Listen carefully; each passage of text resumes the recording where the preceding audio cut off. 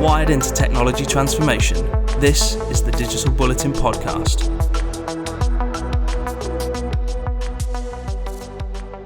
Hello listener, welcome along. This is episode 19 of the Digital Bulletin podcast, viewing the fast-moving world of business technology through the eyes of our expert panel, namely Digital Bulletin CEO Romilly Broad. Hello. And back after we gave him a couple of episodes off, it's content director James Henderson. Hello. I was surprised to get the call. I thought, obviously, Dan and B did so well. I was thinking that, I might be shuffled out for good, but here I am back again. Yeah, back in the cabinet, mate, after a few months on the back benches. Did he miss us? I did. I'm not sure.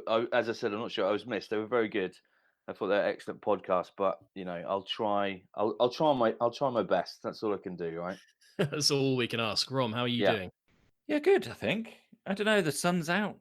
Things feel like maybe they're getting better. What do you think? You were saying this time last year, weren't we? Yeah, right. Literally a year ago. Yeah. No, we're I'm faintly optimistic that things are improving, at least where we are anyway. I know that's obviously not the case elsewhere, but well, hopefully we'll be able to do one of these in person again soon, which would be a novelty, wouldn't it? Wow. Sound a bit rubbish with masks, but yeah, okay.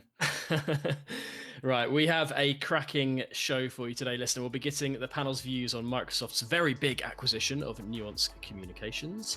We'll delve a little deeper into our case study on GHD Digital. And we have an exclusive interview with Enterprise Bot's co-founder, Ravina Mutha. But first, as always, here's your news roundup.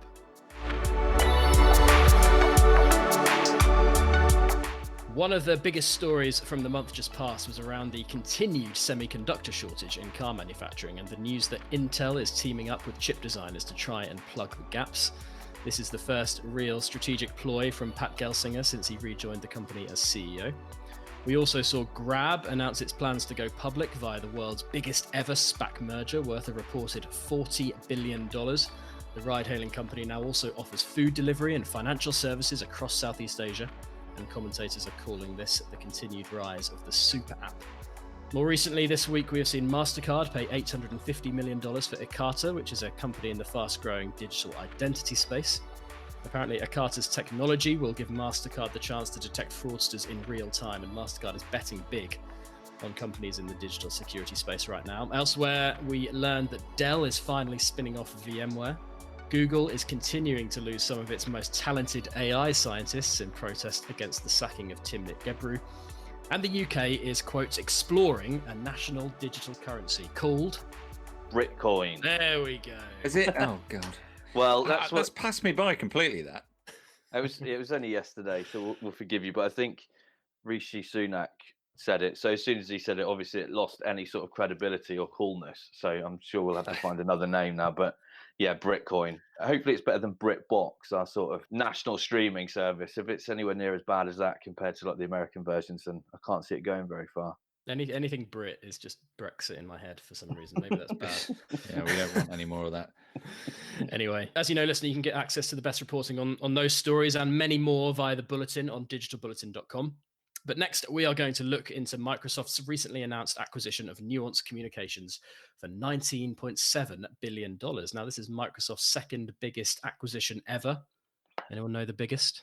LinkedIn. There he is. I got that in my notes. Yep, thanks.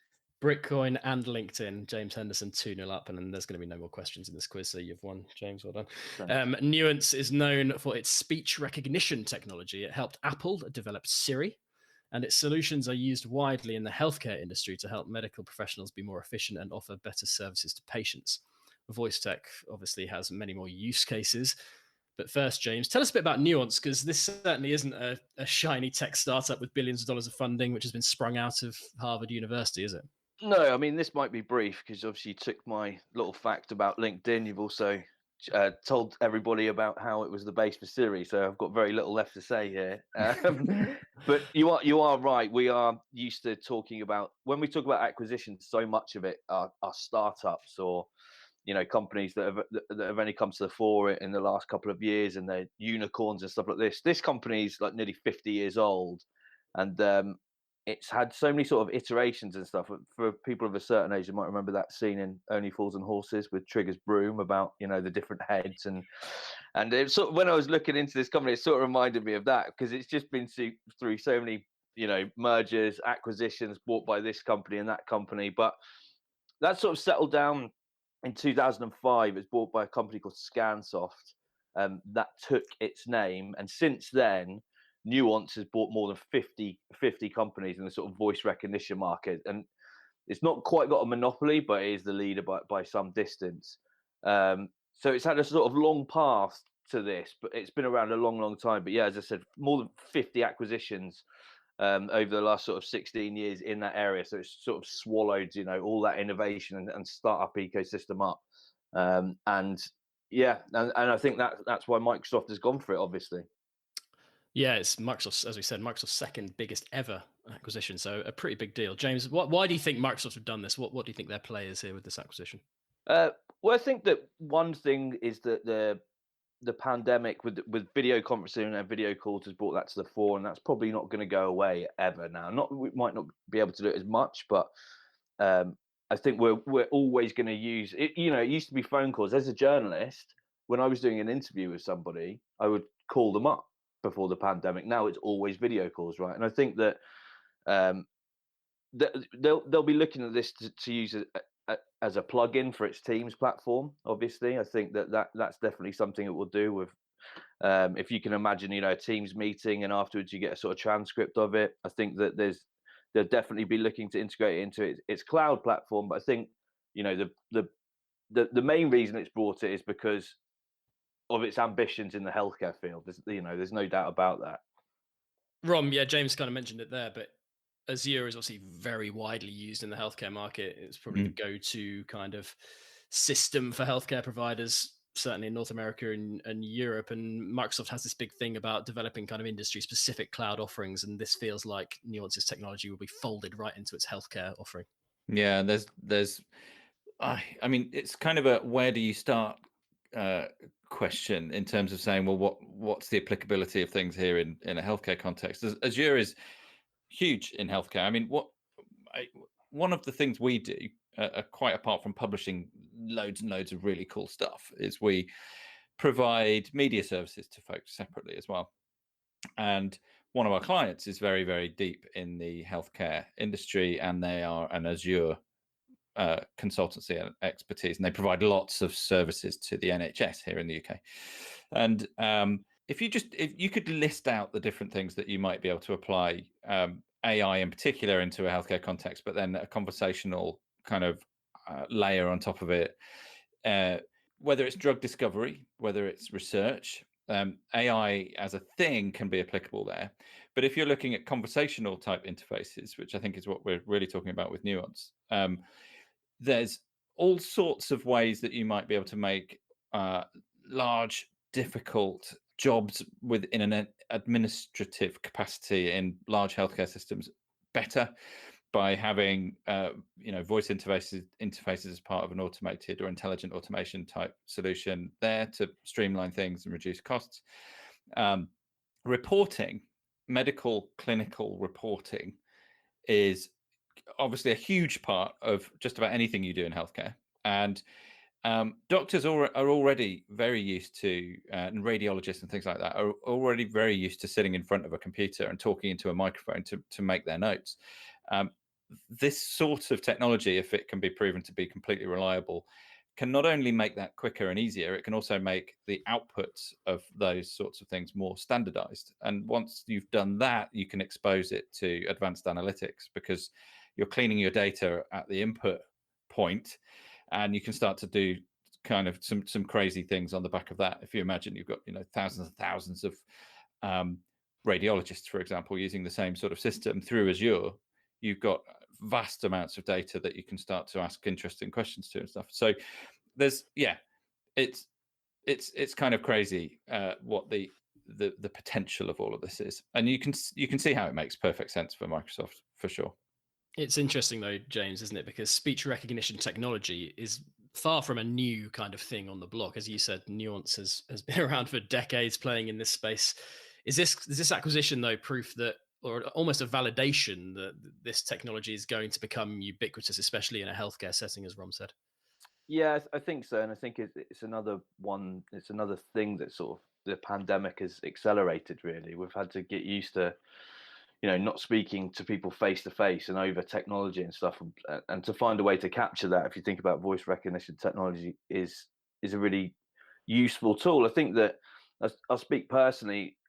For years, I've wanted good voice recognition technology, to do my notes for me from my interviews. And I think what I've definitely seen, and I think I speak for, a few other guys as well, is that the technology's really improved over the last couple of years. It's able to take transcripts and recordings of people with strong accents where maybe English isn't their first language, and really accurately represent what they've done on the page. And the turnaround time is seconds. And any writer will tell you that turning around an hour of transcription takes most of your day. So I think on a really anecdotal level, I've seen a real drastic improvement in this sort of technology. And if you think of for a long time, we've been using voice recognition technology in our homes, sort of TVs and phones and smart speakers. And I think what we're beginning to see now is it going from maybe a consumer, not a gimmick, but a sort of a niche consumer technology into a really valuable enterprise tool, which can be sort of integrated with CRMs and ERPs and collaboration tools. So I think we're seeing that leap now, and I think that the Nuance acquisition is really a validation of that. Yeah, if you hook that up with the power of Azure as well, and you begin to imagine what Microsoft is going to be able to do with these technologies. Rom, you mentioned AI. Conversational tech, speech recognition tech, and AI are kind of bedfellows, aren't they? I think Satya Nadella said healthcare is AI's most urgent application. Do you agree with that? Yeah, I think 100%. Particularly as I was saying, through our work with our clients, kind of separately, we know quite a bit about this as a result. So I mean, the voice technology stuff is an interface. It enables you to do interesting things in new ways, but underneath that you've got AI or machine learning as a thing that you can apply to healthcare, and I already rattled off a few of them. So from research and drug discovery perspectives, it could have enormous benefits. I mean, 90% of drugs that go to trial fail at the minute, and that's probably partly because obviously you don't know enough about those drugs before you go and take them into a trial. Machine learning could help to transform all of that by through genomic studies and things like that, to understand much more about the kind of drugs and how they're going to work and so on. But then you can, once you take it out of that kind of research capacity, you're then getting into the the sharp end of actual medical practice, where you're looking at diagnostics and things like that. We're already seeing the benefits of machine learning on things like radiology and looking at scans and making better predictions, or at least as good predictions or better diagnostics than humans, or at least as good as, quicker. So either way, it's better.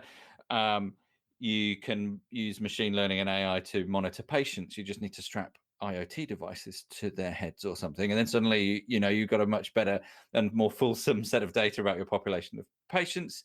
There's the reporting stuff I spoke about already, where you can start to automate properly and reliably the clinical information that has to pass from one system to another as a patient goes through their journey from triage to treatment to recovery, or hopefully recovery.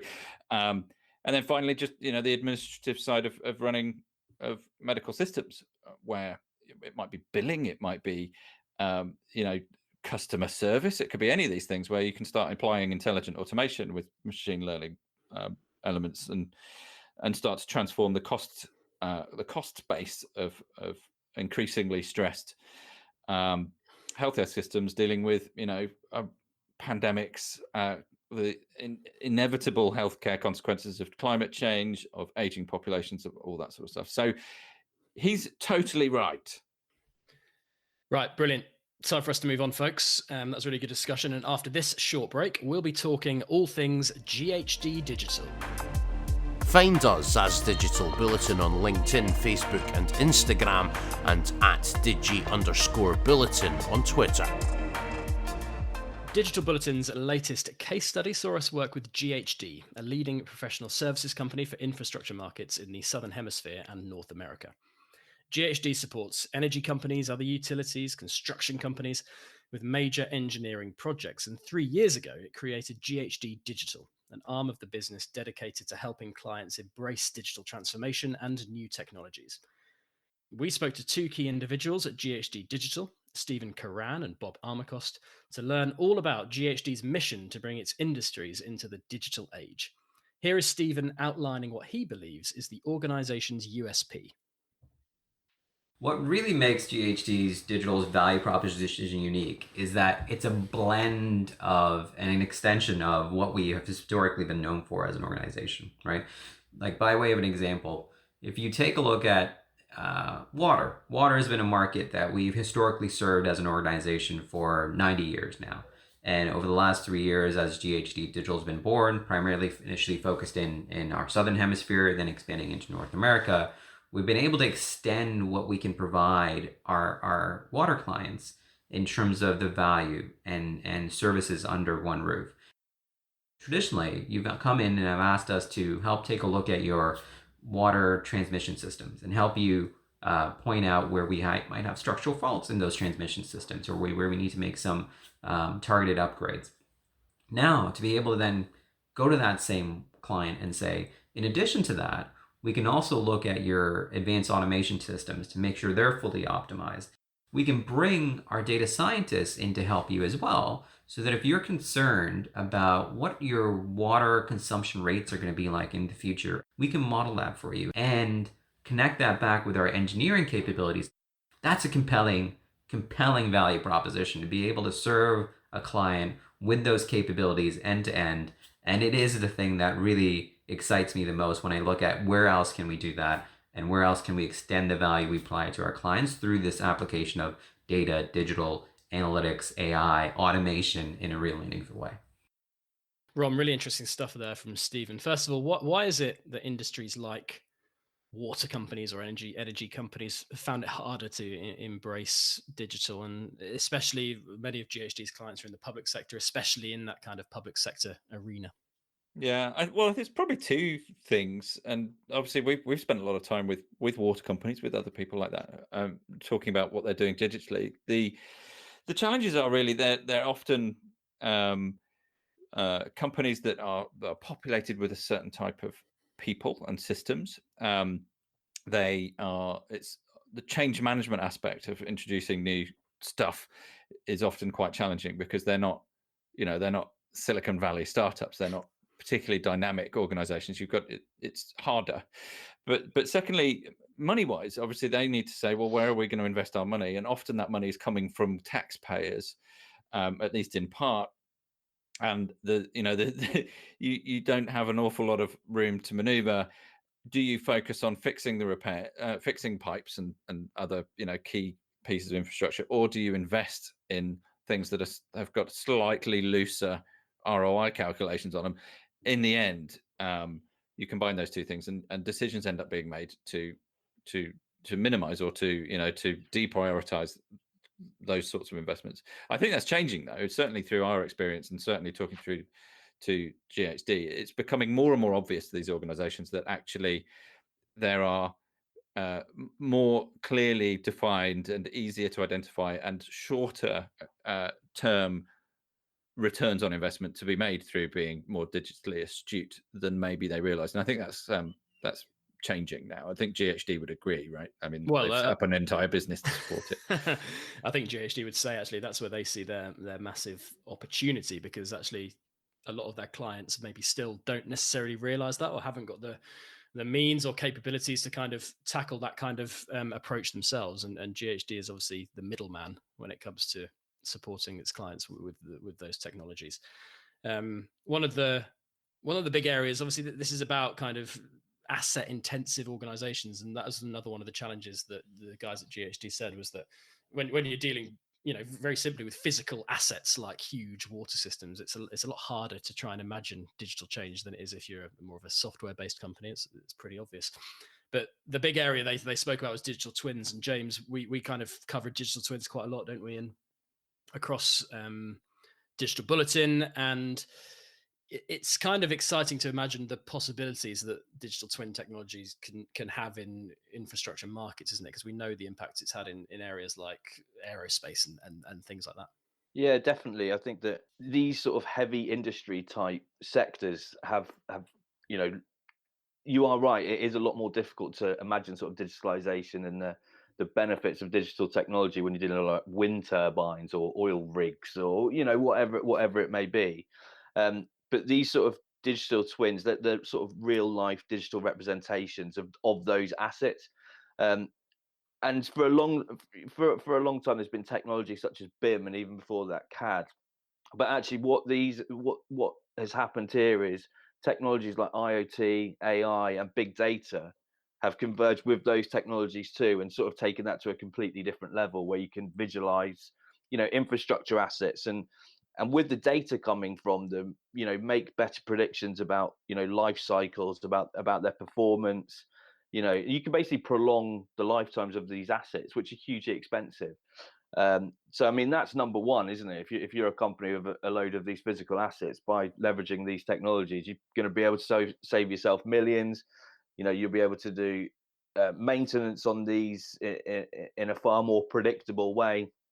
So it's really exciting. It's taking some of these heavy industry sectors sort of into the digital age, if you like. We've written about it on a number of occasions. I think that it's one of the most exciting things for me is this ability to really represent real life assets and sort of get data out of them in real time. I think that's obviously it's really clever. Everything we write about is really clever, but yeah, I really like it. GHD was also kind of expert in built environments, and we cover the topic of smart cities quite a lot across Digital Bulletin and Tech for Good. And I feel like the application of digital twins in that context is really exciting as well. Rom, it's interesting, isn't it, that GHD have carved off in a way what is a separate business. I mean, the guys called it a startup within a huge kind of company for GHD Digital. What do you think was their thinking behind that?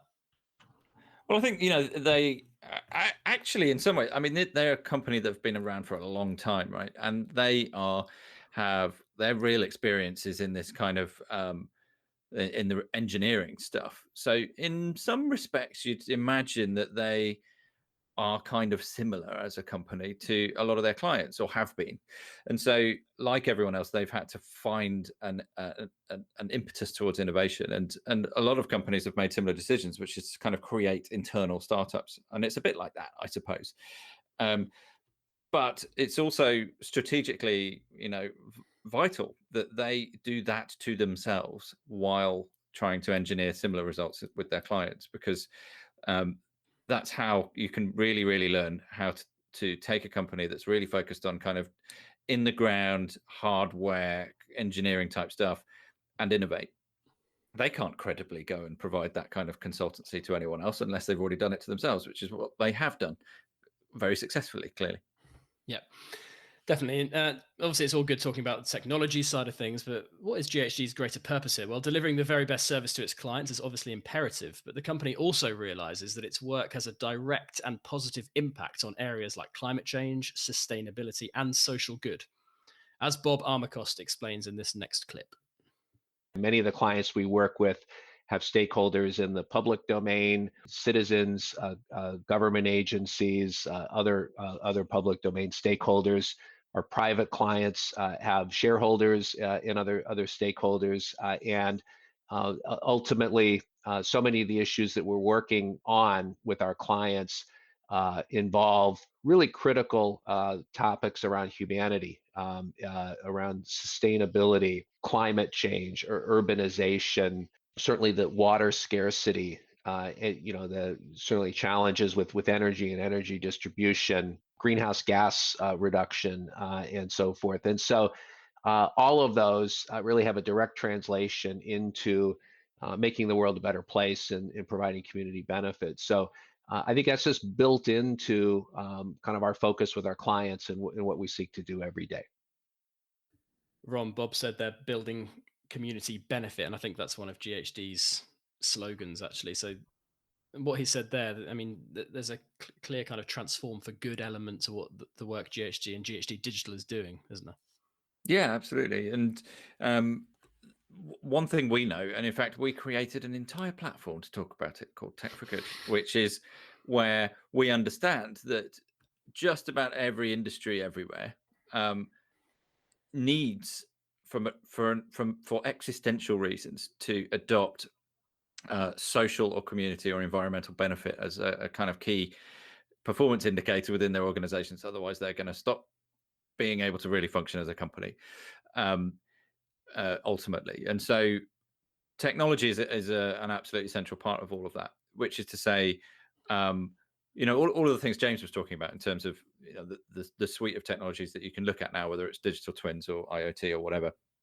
All of them are fundamentally enabled by connectivity, which now, with the emergence and rollout of 5G, makes a lot of this, in combination with things like edge computing, makes all of this practicable. So where you are then in making those investments to say, well, hang on, yeah, but ultimately, apart from saving some money perhaps and being a bit more efficient, why are we doing this? Well, how is this going to make it better? Well, when you apply it to things like heavy industries or utilities or cities, the benefits ultimately are in quality of life, sustainability, lessening environmental impact, and all that sort of stuff.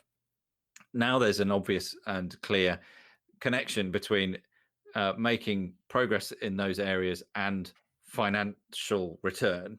GHD is obviously positioning itself as kind of central and in all of that. And I tell you what, there's nothing better than doing those things to motivate your own internal people as well. And I think they, because obviously you need a purpose always. When you've got a bunch of people motivated, not just by being part of a successful business, but by making meaningful differences to society and people, you can achieve remarkable things. And I think these guys at GHD were clearly of that mind and were very enthusiastic about it. Yeah, I think there was a real pride almost, I think, that came across in the work that they were doing, especially for Stephen and Bob, who are two of the senior people within GHD Digital, that the work they're doing is having that direct impact. Another really interesting element of it for me was what GHD Digital's plans are for the future. And obviously they're a professional services company, so they as I said earlier, they kind of act as the middleman. But one thing they're really keen to do is build their own technology. And one of the aspects of the story was exploring GHD's partnership with a company called Esri, which develops spatial analytics technology. Basically, they map things, so they can map anything from a building to a whole area, no matter how big or small. And they're a long-standing partner to GHD. And actually, those two companies are now sort of collaborating even more closely together to build unique solutions for GHD's clients. And I think that's James, I think that's a really interesting angle, isn't it? Why do you think it's so important for them to kind of get their foot into the tech door, as it were, and build their own solutions? Well, I think that COVID has really accelerated this journey of digital transformations for enterprise, and someone like GHD has to keep up. And I think they said themselves that they believe that sort of in-house development is critical to increase its spread of products and services, and obviously revenue streams as well. And it's part of that ecosystem of sort of partners, tech, and people. I mean, you spoke to those guys. Did you get an idea of what sort of technology that they'll be looking to do? Is there an area they're particularly focused on to begin with? Unsurprisingly, it's around data. So that they're working with their clients to try and figure out how they can gather as much data, because obviously you can imagine the power of having a good data strategy when you're a water company or an energy company. There's so much opportunity there. And I think using AI, obviously, that combination of data and AI is really what they're trying to do. But with Esri specifically, it's about basically tailor-made products. But yeah, it's interesting to see. I'm sure they're going to have exploratory conversations around many different types of technologies at GHD. And what the kind of main takeaway for me from this case study was the potential here, because I don't think it's really spoken about a lot when we cover stories of digital transformation. It's often around industries like financial services, where the use cases are maybe much more prevalent and talked about. But in this industry, it feels like they are really on the cusp of change. And it was interesting speaking to Stephen, and he said when he was approached about the role, he wasn't sure initially because he didn't know anything about GHD as a company.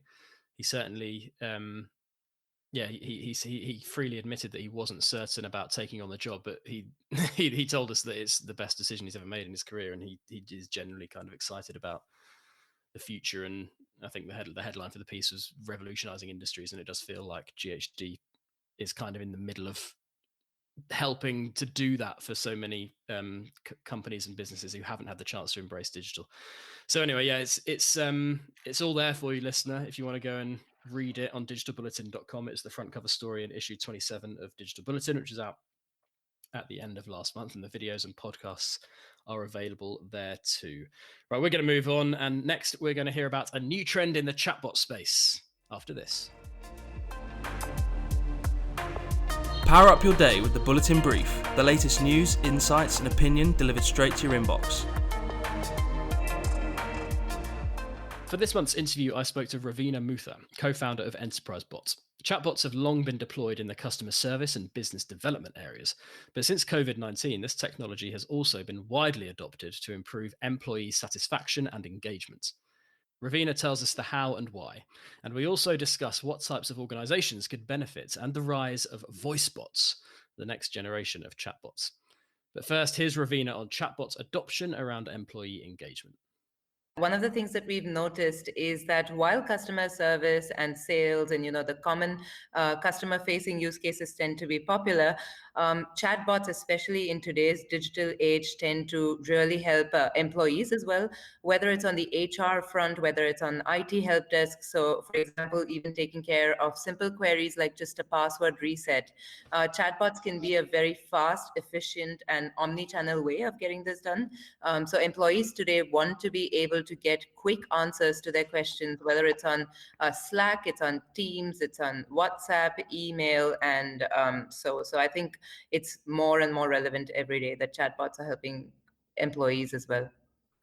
What impact has the COVID-19 pandemic and the subsequent rise of remote working had on companies adopting chatbots more in the workplace, would you say? I think it boils down to really motivation with employees. That's been one of the big topics that we're focused on in this COVID-19 world. I, for one, would love to jump into office if I could, like leave my little twins behind and just get back to real world communications. So today, it's just so pertinent to have this kind of engagement with chatbots and similar tools where you really have employees bonding with each other, icebreakers, introducing new members to the team as well. So it's kind of also a fun component, with employee engagement. And I think that's really something that's required in today's digital workplace age. It's really interesting, isn't it? You think maybe chatbots kind of replace conversations, but is it fair to say actually like chatbots can help improve communications between colleagues, especially in a remote setting?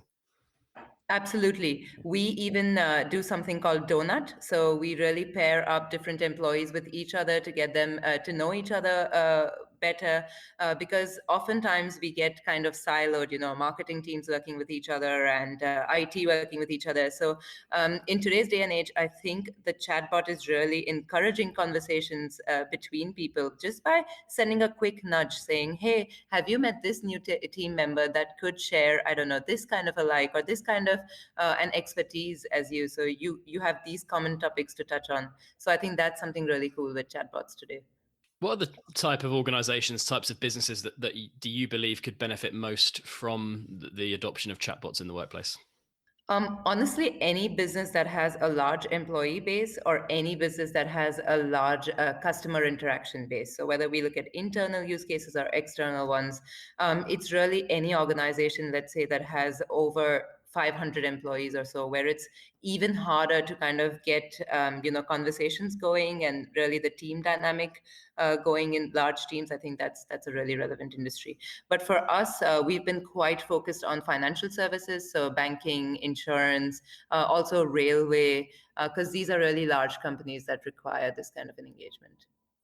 Okay, no, excellent. Ravina, tell us more about Enterprise Bot. Tell us about your company. I understand you're one of the co-founders, and how you think your company kind of offers something different in this space. So Enterprise Bot is in the conversational AI space. So we really focus on natural language processing. Unlike most other chatbots, we believe in a complete hyper automation suite. What I mean by this is we really look at omni-channel engagement. So whether it's the common channels of chat, live chat, voice bots, Alexa. We also go one step ahead and actually do email automation, which tends to be a lot more complicated because, as you can imagine, the texts are much longer. So the AI accuracy tends to be lower in this. So that's something we focus on. And now we've also kind of launched our own iPaaS solution called Blitzico. The idea is that we should not only be able to answer questions in a natural way, but also automate the process behind it. So whether it's a claims query in the insurance space or whether it's just ordering a bank statement, we want to be able to actually go in the backend systems and fulfill these orders instead of just answering the question. From a kind of technical standpoint, do you feel like you're there, Ravina? Do you feel like you're able to achieve that now, or is that kind of on your roadmap? Absolutely. So that's one of the things that we as founders really focused on with this business. The idea was always to get a very good product, be cash flow positive, revenue generating, really at a stage where we can now scale things up. So it's a really cool space to be in, where the product's ready and we're really looking to gain more and more traction. And finally, Ravina, in terms of the industry at large, what are the kind of new trends that you leaders inside it are talking about? What are the new, it might be new technologies or just a new kind of direction for the chatbot industry? What are the exciting things that are happening now and in the future? I think one of the most exciting things has been around voice. We're seeing more and more that voice bots are really picking up. We want to be in a position where you can pick up the phone, you can talk to a bot and have the most natural conversation possible without really knowing if you're talking to a bot. And that's really where the future is headed, whether it's Alexa or Google or us even. The other thing that we're really seeing, again, drills down to kind of the process automation bit, where even if you're on a chat channel or you're on WhatsApp, you're able to have a conversation where you can get an end-to-end resolution rather than just a basic FAQ answered. And that's really exciting for the future. Right, everybody, we are done, but we're not going to let anyone go until we've pointed you in the direction of some more things. Now, the GHD Digital case study, as we discussed, had some very strong tech for good themes. And we might have mentioned this before. In fact, Ron mentioned it earlier in this podcast, but we have a whole platform dedicated to tech for good. It's a monthly magazine, a weekly podcast, and loads in between. Just head over to techforgood.net. Issue 28 of the Digital Bulletin magazine will be coming out next week. We're going to release James, so go and work on that straight away. So look out for that. But in the meantime, all that's left for me to do is say thank you to my guests, Romilly Broad. No, thank you. And the returning James Henderson. Thank you very much for having me back. Very much enjoyed it. And we'll be back in a month's time, listener. Speak to you then.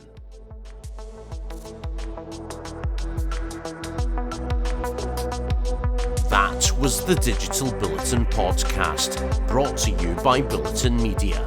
Listen and subscribe to a range of podcasts on Spotify, Apple Podcasts and Stitcher. Plug in for news, features and case studies on the very latest in enterprise technology and digital transformation.